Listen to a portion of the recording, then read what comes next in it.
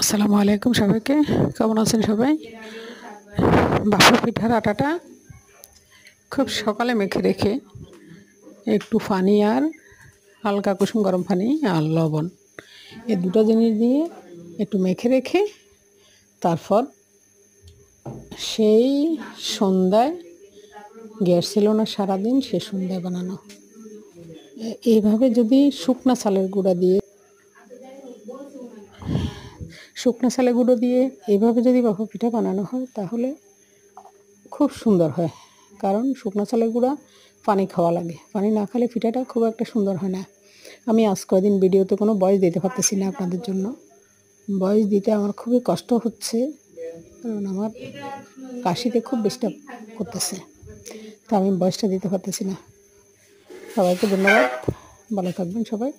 আল্লাহ হাফিজ, আসসালামু আলাইকুম।